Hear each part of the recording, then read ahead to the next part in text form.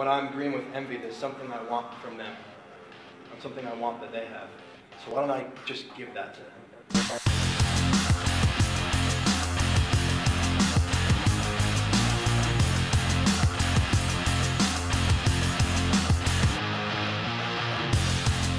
Hi, this is Selena, thank you. And thank you for my session yesterday, it was very useful. This is a little bit off topic, but I'd like to see your input on it, and I hope I'm not the only one. But sometimes maybe it's a little bit similar to Michaela here, where sometimes you look at other people and you go, wow, they've done so well, and then I start beating myself up, and I start go self-flagellation. I know it's not rational, I know that I'm doing totally different things, but I can't seem to get the gremlins out of my head. Have I ever done that? Or how would you... Let me think. Yeah. What's the question behind your question? The question is, I think, the question is, I know that you can only see a certain side of other people's success, and there's a lot behind it. And I also know my own struggle of like how I've worked on my own stuff. And the question is, how can I not be green-eyed? What's that mean? How can I not be jealous? How can I not be envious? How can I be happy for this person? Because rationally, I am, but then like there's something in my body that just doesn't match, and it just doesn't feel right for me. How can I be happy and not green-eyed? I'm not sure green-eyed is an actual statement. Maybe I just made that up myself. Fine, yeah. I know what green thumb is, but yeah, I guess envious eyes. Yeah, green with envy, right?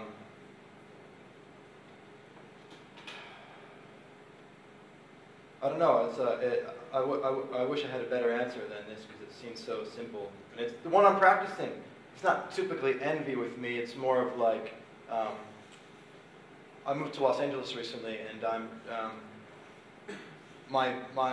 what I'm being called to right now is to connect with leaders that have impact at greater scale, political leaders, people that run big organizations and have big social impact. And I was this tall. I was short in school, and my dad was like 6'6", huge Irish guy. I don't know how I ended up. My mom's like a little Italian, so I got. And so from a very young age, I had a power complex. Like I wanted to be powerful like Dad. And it's like, so still today, my inner child looks at powerful people, especially powerful men, and compares myself, and I feel afraid, and I get tense, and I don't be who I really am. You might not notice it, but I notice it when I'm around people. And the path that I have found works most for me is just to choose to love them. And I just say to myself in my mind, I love you. There's a little practice my spiritual teacher gave me called Ho'oponopono. It's a Hawaiian thing. And it's, I'm sorry, please forgive me, thank you, I love you. And it's a practice. It's a practice. It's a practice of touching love again and loving other people. Hannah brought up commitment earlier, and I think the more beautiful the commitment is, maybe the more it helps and supports in our procreation, genetic or mimetic. And one of the ways that I'm creating a more beautiful commitment with my wife is to give her all the things that I would love from her. Now, it sounds like really beautiful, but I'm not saying I do it. I'm saying like it's my intention and my desire and my practice, and I do it sometimes, and it's like when I'm green with envy, there's something I want from them. Something I want that they have. So why don't I just give that to them? Because really, at the end of the day, I want the love that they have. I'm envious. I want that love. I want it for me. I want that for me. So how don't I just give it to them? So it's just a simple principle to give the things that you most want. And yeah, the life has an interesting way of it coming back to you. Is that helpful, Selena? Yeah, thank you. Thank you. Yes. Yes, I'm going to take the veto, Father.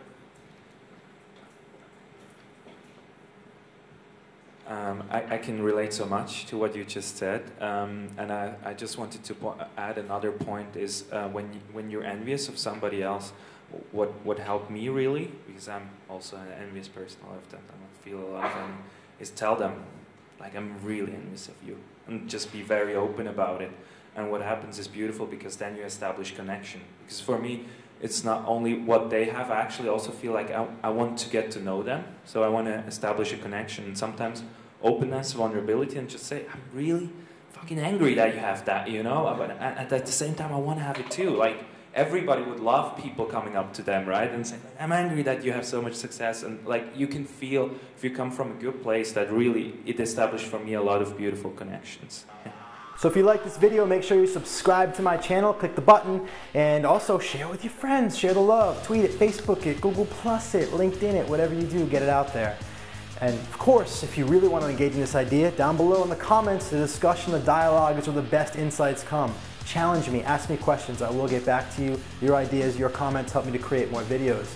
Finally, if you're interested in learning it all about what I do, my personal coaching for leaders, artists, musicians, sole proprietors, anybody who's a creative force in the world and creating their own things, check out my website. Also, if you're a coach and you want to learn more about my apprenticeship or learn more about how I create coaching clients, check out my website, link down below. Much love.